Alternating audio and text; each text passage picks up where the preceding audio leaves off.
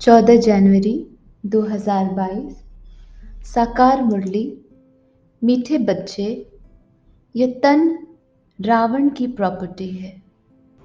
इसे रावण को देकर अशरीरीपन घर जाना है, इसलिए इससे ममत्व निकाल दो। प्रश्न: सारे सृष्टि को शांति और सुख का दान देने की विधि क्या है? उत्तर: सवेरे सवेरे उठ अशरीरी होकर बाप की याद में बैठना।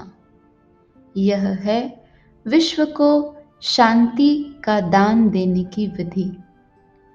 और स्वदर्शन चक्र फिराना, यह है सुख का दान देने की विधि। ज्ञान और योग से ही तुम एवर हेल्थी वेल्थी बन जाते हो, सृष्टि नई हो जाती है। गीत: मुझे अपनी शरण में ले लो राम। ओम शांति। यह भगत भक्ति मार्ग में गीत गाते हैं कि हे राम, अपनी शरण में ले लो।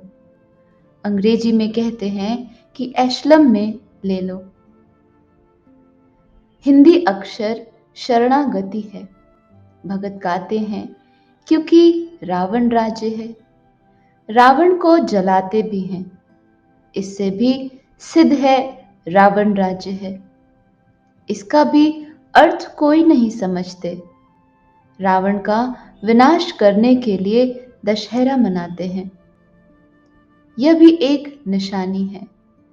अभी यह संगम है तो इस समय ही राम की शरण में गए होंगे और रावण का विनाश किया होगा। पास्ट में जो जो होकर जाते हैं उनका ही नाटक बनाते हैं। तुम बच्चे जानते हो, हम अभी रावण की जेल से निकल राम की एशलम में आए हैं। राम राज्य में रावण राज्य नहीं हो सकता और रावण राज्य में राम का राज्य नहीं हो सकता। गाया भी जाता है, आधा कल्प राम राज्य, आधा कल्प रावण राज्य। राम राज्य सतयुग और त्रेता को कहेंगे। संगम युग पर जिन्होंने राम की शरण ली है वही राम राज्य में गए होंगे। तुम जानते हो, हम अभी राम की शरण में हैं। ये सारी दुनिया एक टापू है, चारों तरफ पानी है, बीच में है टापू। बड़े बड़े टापू में फिर छोटे छोटे टापू भी हैं। अब तुम बच्चों की बुद्धि में है रावण राज्य सारी दुनिया पर है। कब से शुरू होता है? समझाया जाता है, आधा आधा है।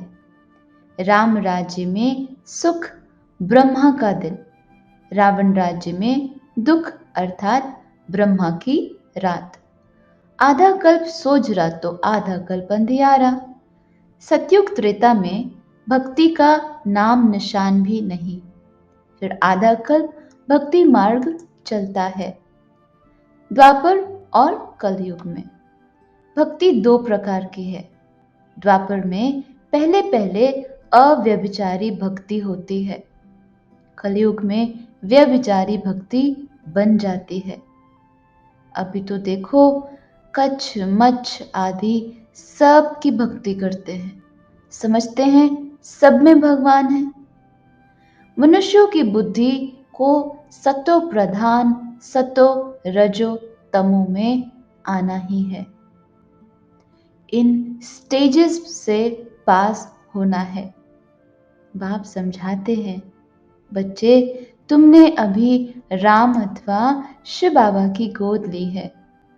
ईश्वर को ही बाबा कहते हैं। जब वह फादर है, फिर फादर को सर्वव्यापी कहना ये कहाँ सुना? कहेंगे फलाने शास्त्र में व्यास भगवान ने लिखा। बाप समझाते हैं, सर्वव्यापी के ज्ञान से तुमको कुछ भी फायदा नहीं हुआ। सदगति देने वाला जरूर तो कोई चाहिए ना, और जरूर कोई दूसरा होगा। सद्गति देते ही हैं गॉड फादर। यह तुम्हारा ईश्वरीय जन्म है। तुम अभी संगम पर हो। यह संगम का टाइम दिन में व रात में नहीं गिना जाता। यह छोटा सा संगम है, जबकि दुनिया बदलनी है। आयन एज से गोल्डन एज हो जाती है। रावण राज्य से बदल राम राज्य होता है। जिस राम राज्य के लिए तुम पुरुषार्थ कर रहे हो, तो ऐसे ऐसे गीत भी काम करते हैं। यह हुआ जैसे श्लोक इनका अर्थ किया जाता है। राम की शरण में जाने से फिर तुम सुख अर्थात राम राज्य में आएंगे। एक कहानी भी है। तुम पहले सुख चाहते हो या दुख? तो बोला सुख, क्योंकि सुख में फिर यमदूत लेने नहीं आएंगे। परंतु अर्थ नहीं समझते। बाप बैठ अच्छी रीति अर्थ समझाते हैं। तुम्हारी बुद्धि में है हमारा दैवी देवता कुल बहुत ऊंच था। पहले ब्राह्मण कुल होता है, फिर देवता बनते हैं, फिर क्षत्रिय, वैश्य, फिर शूद्र बनते हैं। तुम बच्चे जानते हो, हमने ही इन सब वर्णों से पास किया है। अभी आकर ब्राह्मण बने हैं। यह विराट रूप बिल्कुल ही ठीक है। वर्ण सिद्ध हो जाते हैं। 84 जन्म एक ही सतयुग में नहीं लिए जा सकते।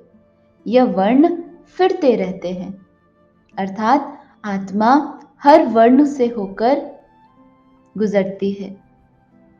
ड्रामा का चक्र पूरा हो गोया 84 जन्म पूरे हुए। चक्र तो लगाना ही है।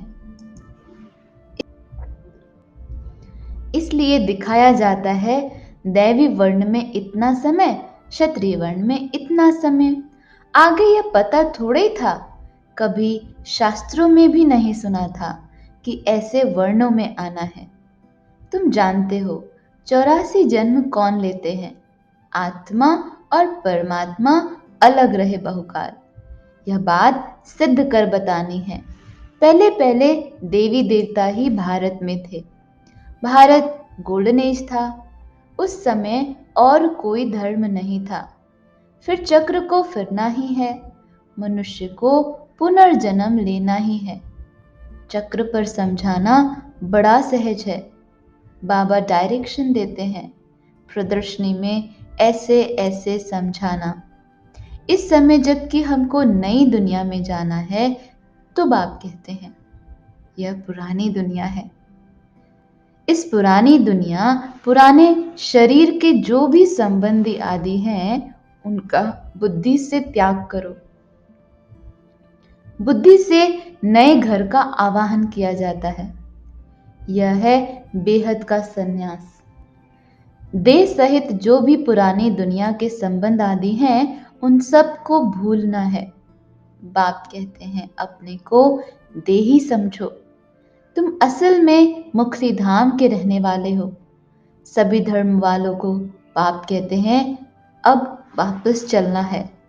मुक्ति को तो सब याद करते हैं ना। अभी चलो अपने घर, जहां से तुम अशरीरी आए थे। अब फिर अशरीरी होकर ही जाना है। शरीर को तो नहीं ले जा सकते। आए अशरीरी हो तो जाना भी अशरीरी है। सिर्फ कब आना कब जाना ये चक्र समझना है। बरोबर सतयुग में पहले पहले देवी देवता धर्म के ही आते, फिर नंबरवार आते जाते हैं। जब मूल वतन से सब आ जाते हैं तो फिर वापस जाना शुरू होता है। वहां तो आत्मा ही जाएगी। यह तन तो रावण की प्रॉपर्टी है। यह रावण को ही देखकर जाना है। यह सब कुछ यहाँ ही विनाश होता है। तुम अशरीरी होकर चलो। बाप कहते हैं मैं लेने आया हूं। बाबा कितना सहज कर समझाते हैं। फिर धारणा भी होनी चाहिए। फिर जाकर औरों को भी समझाना चाहिए। तुम गारंटी करते हो, बाबा हम सुनकर फिर औरों को सुनाएंगे। जिनको ये प्रैक्टिस होगी वही सुना सकेंगे। तुम जानते हो, इस दुनिया को पवित्र बनाना है, योग में रहकर शांति और सुख का दान देना है। इसलिए बाबा कहते हैं, रात्रि को उठकर योग में बैठो तो सृष्टि को दान दो। सवेरे सवेरे अशरीरी होकर बैठते हो तो तुम भारत को, बल्कि सारी सृष्टि को योग से शांति का दान देते हो। और फिर चक्र का ज्ञान सिमरन करने से तुम सुख का दान देते हो। सुख होता है धन से, तो सवेरे उठकर याद में बैठो, बाबा बस अब आपके पास आए कि आए। हमारे 84 जन्म पूरे हुए तो सवेरे उठकर बाप को याद कर शांति और सुख का दान देना पड़े। योग और ज्ञान से हेल्थ और वेल्थ मिलेगी। जब हम एवर हेल्थी होते तो सृष्टि ही नहीं होती है। सतयुग त्रेता में हेल्थी वेल्थी हैं, कलयुग में अनहेल्थी अनवेल्थी हैं। अब हम हेल्थी और वेल्थी बनते हैं, फिर आधा कल्प हमारा ही राज्य चलता है। बुद्धि में जब ये ज्ञान हो तब खुशी रहे। भल यह भी लिख दो, 2500 वर्ष के लिए एवर हेल्थी वेल्थी बनना है तो आओ इस ईश्वरीय नेचर क्योर सेंटर में। परंतु यह लिखेंगे भी वह जिसमें ज्ञान होगा। ऐसे थोड़े ही सेंटर हम खोलते हैं, सर्विस आप आकर करो।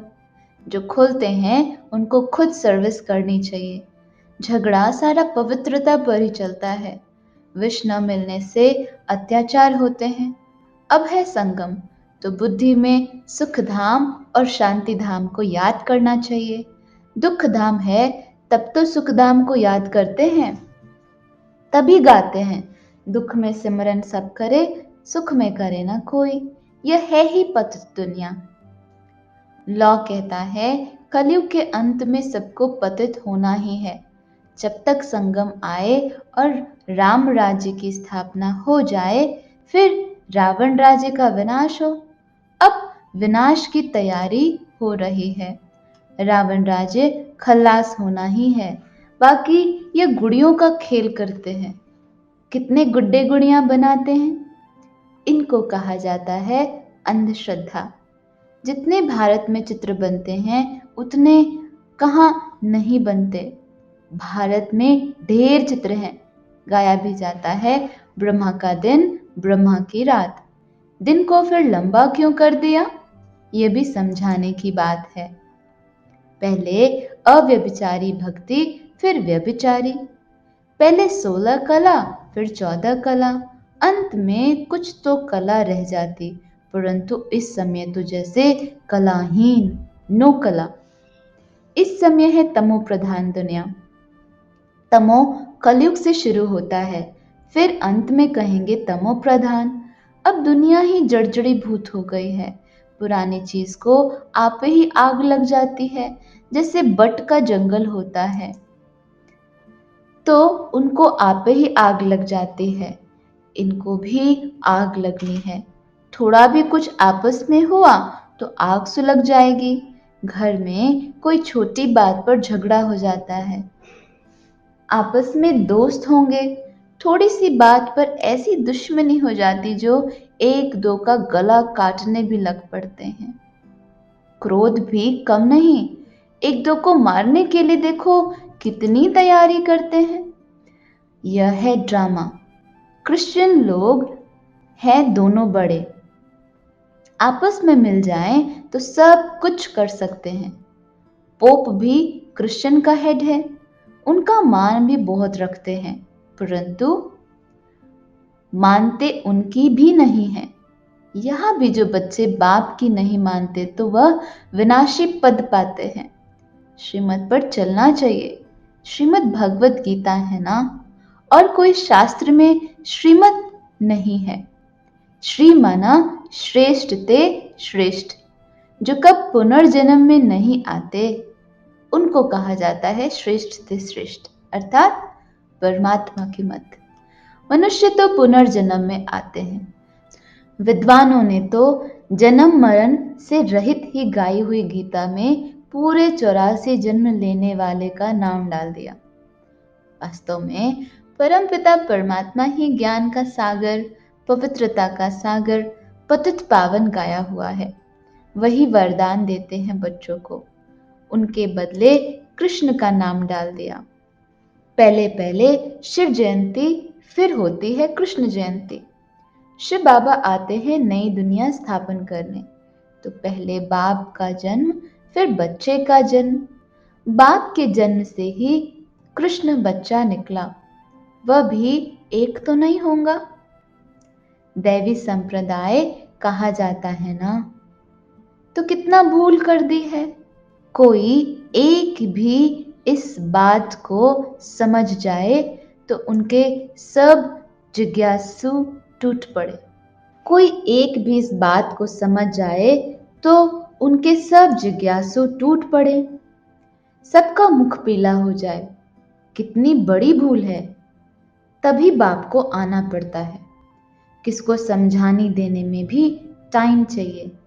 पहले तो यह निश्चय कराओ कि परमपिता परमात्मा से आपका क्या संबंध है, तब समझे भगवान बाप है। भगवान को भगवान के पद पर तो रखो। सब एक जैसे कैसे होंगे? कहते हैं भगवान की ही लीला है, एक रूप छोड़ दूसरा ले लेते हैं। लेकिन परम पिता परमात्मा कोई पुनर्जन्म थोड़े ही लेते हैं। यह बाप दादा दोनों ही कंबाइंड है और बच्चों को समझा रहे हैं। बाप दादा का भी अर्थ किसकी बुद्धि में नहीं है।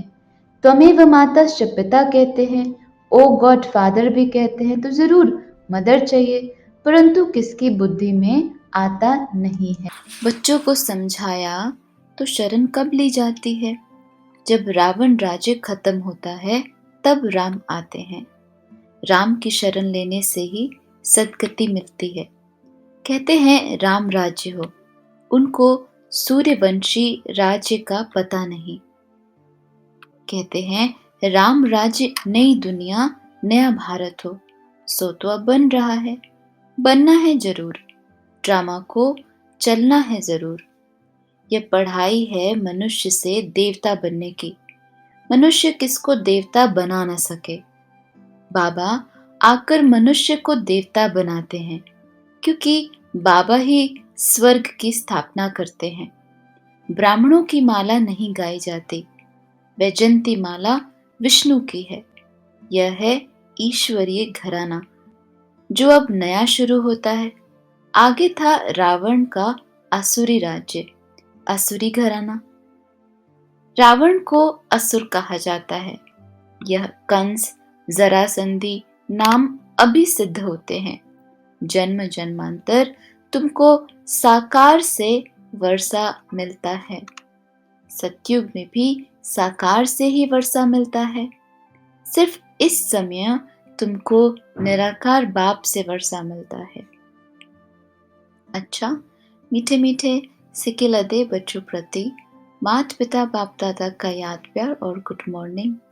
रूहानी बाप की रूहानी बच्चों को नमस्ते। धारणा के लिए सार, देह सहित पुरानी दुनिया के संबंधी आदि सब भूल स्वयं को देही समझना है। बुद्धि से नए घर का आवाहन करना है। सवेरे सवेरे उठ सारी दुनिया को शांति और सुख का दान देना है। वरदान, आकारी और निराकारी स्थिति के अभ्यास द्वारा हलचल में भी अचल रहने वाले बाप समान भव। जैसे साकार में रहना नेचुरल हो गया है, ऐसे ही मैं आकारी फरिश्ता हूँ और निराकारी श्रेष्ठ आत्मा हूँ। ये दोनों स्मृतियां नेचुरल हो, क्योंकि शिव बाप है निराकारी और ब्रह्मा बाप है आकारी। अगर दोनों से प्यार है तो समान बनो। साकार में रहते अभ्यास करो, अभी अभी आकारी और अभी अभी निराकारी। तो यह अभ्यास ही हलचल में अचल बना देगा। स्लोगन: दिव्य गुणों की प्राप्ति होना ही सबसे श्रेष्ठ प्रभु प्रसाद है। लवलीन स्थिति का अनुभव करने के लिए जो प्यारा होता है उसे याद नहीं किया जाता, उसकी याद स्वतः आती है। सिर्फ प्यार दिल का हो, सच्चा और निस्वार्थ हो। जब कहते हो मेरा बाबा, प्यारा बाबा, तो प्यारे को कभी भूल नहीं सकते। और निस्वार्थ प्यार सिवाय बाप के किसी आत्मा से मिल नहीं सकता। इसलिए कभी मतलब से याद नहीं करो, निस्वार्थ प्यार के लव में लवलीन रहो। ओम शांति।